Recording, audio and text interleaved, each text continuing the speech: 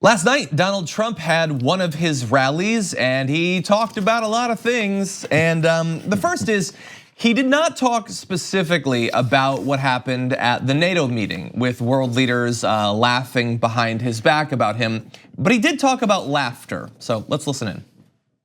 I always say, and I've already said it twice tonight, this country is so respected. And we were not respected 4 years ago. We were laughed at.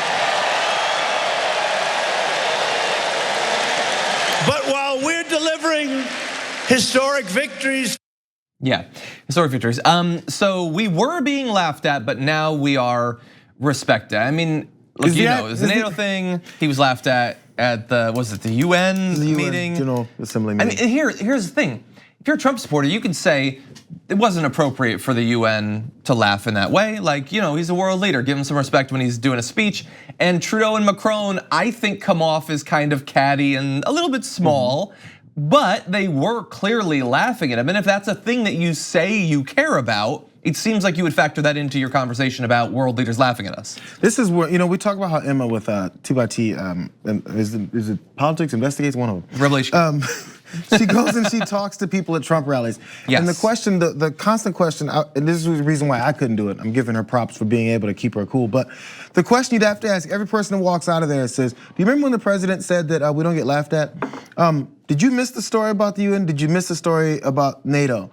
Did you miss the part about when he said that we don't get laughed at anymore, yet he was, when he acknowledged it at the UN General Assembly? Did you miss Fox News? Okay, fine, you watched Fox News because they hit it. By the way, when he got laughed at the UN, they played a clip and cut it off before the laughter happened, by the way. Oh, but yeah. Did you miss the part this time at the NATO one when Laura Ingraham, because you must watch that, right? Because everything else is fake news. Did you miss the part when Laura Ingraham said it's good that he got laughed at? That it's a win for him? Which one is it? Which narrative are we gonna follow? That we don't get laughed at, that we only got laughed at 8 years ago and no longer get laughed at, or that it's good that we do get laughed at because we get laughed at? So is it good when Obama was being laughed at even though he wasn't being laughed at? Which one is it? Yeah, and it's not even so.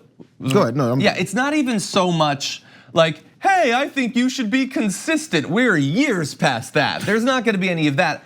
I just wanna know, what do you actually value?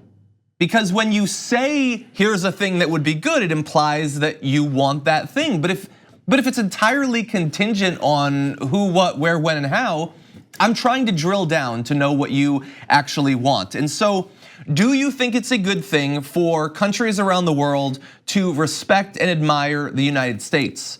I think it's a good thing, but you don't have to. If you don't think that that's necessary, then that's fine. You can explain why. But we were more, I mean, you can just look at the polls of citizens in countries around the world. We were clearly more respected and admired. People had a more favorable opinion of the United States under Barack Obama. That has gone down. And yet you think now we're not being laughed at, now we're respected. But none of the evidence shows that. And I don't think that you really care about that, because in everything else when it comes to foreign policy, he says, America first, forget all those people. We don't need their help, we don't need allies. So do you want them to like us and admire us and respect us and follow us, or don't you? They don't know.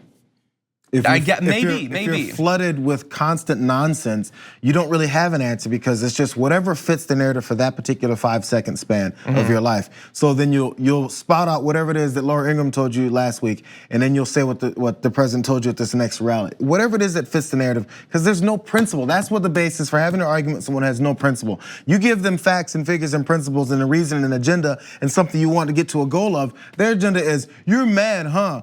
We win. That's it. It's having an argument about something serious with a 2-year-old. It doesn't make any sense.